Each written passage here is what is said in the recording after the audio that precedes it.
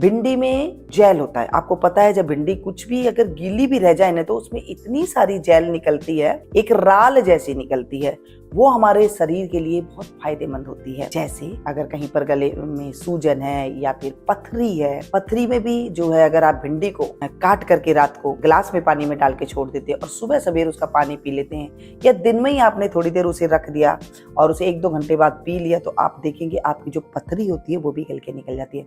मतलब भिंडी में इतनी ज्यादा पावर होती है, जो जेल होती है ना उसके अंदर बहुत अच्छी पावर होती है। एक बात और, भिंडी खाने से अगर आपका शरीर रूखा सूखा रहता है, खाज खुजली हो जाती है, या चेहरे पे चमक नहीं है, बॉडी में चमक नहीं है, तो इसमें चमक आने लग जाती है। गोरा काला की नहीं, शरीर में एक शाइन आने लग जाती है। अगर आपके घुटनों में दर्द है, जॉइंट पेन है, शरीर में सूजन है, तो भिंडी बहुत अच्छा काम करती है। लेकिन भिंडी को अक्सर लोग गलत तरीके से खा लेते हैं, जैसे कईयों के साथ इसे आम के साथ खाना शुरू कर देते हैं, या फिर इसे किसी और चीज़ के साथ खाना शुरू कर देते हैं, तो वो ज़्यादा दिक्कत पैदा करती है। भिंडी की सब्जी है तो सिर्फ इसे भिंडी की सब्जी की तरह खाइए, जैसे हम लोग दही भिंडी खाते थे, इस तरह से आप खा सकते हैं। दही साथ में ले सकती हैं, कोई दिक्कत नहीं है, या फिर कोई सब्जी के साथ इसे ले सकते हैं। मतलब ज़्यादा चीज़ों के साथ इसे नहीं खाना चाहिए। भिंडी की बात करें तो ये घुटने के जोड़ों के जो ग्रीस होती है उसमें ये ग्रीस का काम करती है हमारे शरीर के लिए। भिंडी को हमने लिया यहाँ पे 10 से 11 मैंने भिंडी ली, जिसे अच्छे से धो करके सुखा लिया। सुखा करके इसे हमने छोटे छोटे बिल्कुल बारीक बारीक टुकड़ों में हमें काट करके इसे तैयार कर लिया है। भिंडी लेते टाइम पे आपको हरी हरी भिंडी लेनी है, कच्ची लेनी है, छोटी भिंडी आपको इस्तेमाल करनी है। बड़ी भिंडी ना हो जिसमें बीज ज्यादा हो, वो ना हो, पीली पीली भिंडी ना हो, इस तरह की भिंडी आप ना लें तो ज्यादा बेस्ट रहेगा। यहाँ पर मैं 1 गिलास के करीब पानी इसके अंदर डालूंगी। आप कोई भगोना भी ले सकते हैं। अब आप कहेंगे इसमें पानी डाल के क्या बनाएंगे, इसकी हम जेल तैयार करेंगे। भिंडी के अंदर एक ऐसी जेल होती है जिसे अगर आप लगाते हैं या फिर आप इसे, जैसे मैंने कहा था कि आप पीते हैं तो पथरी जैसी बीमारी भी दूर हो जाती है, तो जो हम रेमेडी बनाएंगे वो भी एकदम बहुत ज्यादा कारगर साबित होगी। यहाँ पर इसमें 5 से 6 मिनट हम इसे उबालेंगे, तो आप देखेंगे भिंडी जो एकदम सॉफ्ट हो जाएगी और थोड़ा पानी भी जो है हल्का सा कम हो जाएगा और ये एकदम जेल के रूप में बनके तैयार हो जाएगी। भिंडी जब तक सॉफ्ट होनी होती है तब तक हमें इसे पकाना है। देख रहे हैं एकदम जेल जैसी आपको साइड में नजर आ रही है ना, बस ऐसे ही हमें इसे पकाना है। और आंच को आपको रखना है धीमा, तेज आंच ज्यादा नहीं रखनी है। जब आप धीमी आंच में पकाएंगे तो इसका जो जेल का जो पावर है वो ज्यादा और अच्छी बन करके आएगी। जब आप तेज तेज गैस में बना लेंगे तो इतनी अच्छी ये नहीं बनेगी। मैंने आपको उबाल करके दिखाया है, देखिए बहुत अच्छे से ये उबल रही है। अब जो इसकी पानी की क्वांटिटी है वो 1 गिलास मैंने ली है 10 से 11 भिंडी के अंदर। आप अगर ज़्यादा क्वांटिटी में बना रहे हैं तो जैसे 16-17 से भिंडी आप ले रही हैं तो भी आपको जो है 1 गिलास पानी परफेक्ट रहेगा। ज़्यादा पानी डालने की कोई ज़रूरत नहीं है। ठीक है, यहाँ पर हमारा पानी उबल करके भिंडी सॉफ्ट हो गई है और इसे हम थोड़ा एक बर्तन में निकाल करके इसे हम ठंडा करेंगे। जब ये थोड़ी ठंडी हो जाए, देखिए जेल देखिए आपको अभी दिखाई दे रही है ना, एकदम राल जैसी दिखाई दे रही है, सिर्फ हमने इसमें से राल निकाली है इसकी। अब हम इसे चाहें तो आप इसे ऐसे ही इसे छान करके यूज में ले सकते हैं, अगर नहीं तो आप इसे मिक्सी के जार में एक में डालिए। बस इसे हमें पीस लेना है एकदम इस तरह से डालते हुए। देख रहे कितनी बढ़िया जेल बन के तैयार हुई है।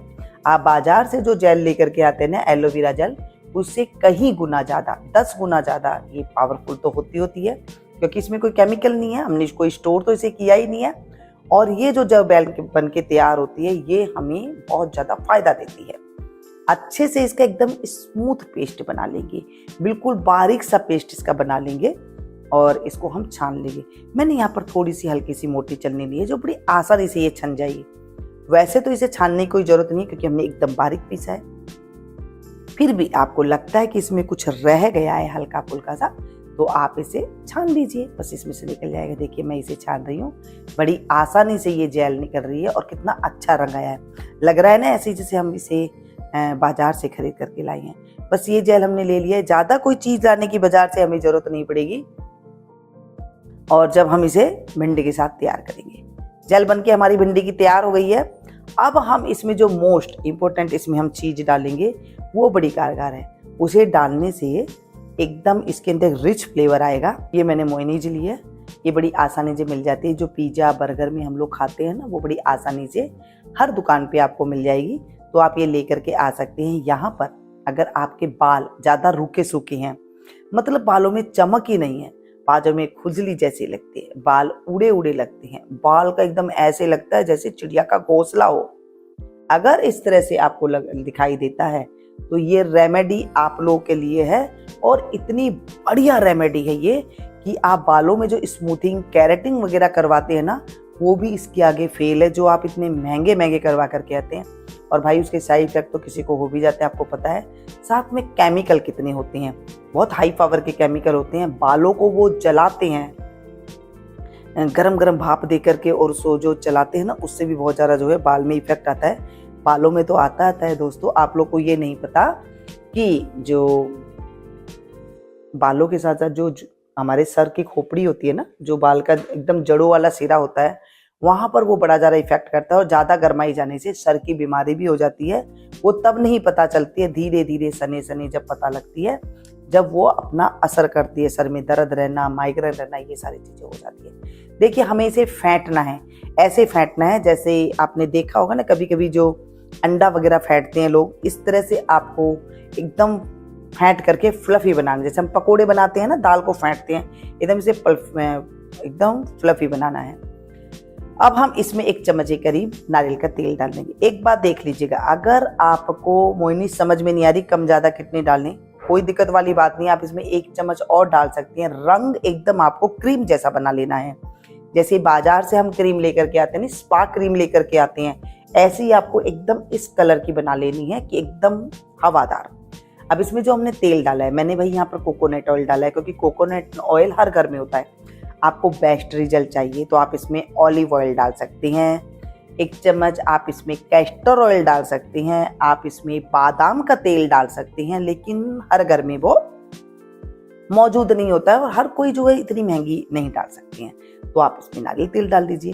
भाई हमारे पास नारियल तेल नहीं है, क्या सरसों तेल डाल सकते हैं? अब नहीं है तो फिर वो डालना ही पड़ेगा, है तो डालिए। ये बाल देखिए कितने रूखे सूखे हैं ना, इन बालों में मैं अभी लगाऊंगी, उसके बाद वो स्मूथनेस आएगी बालों में।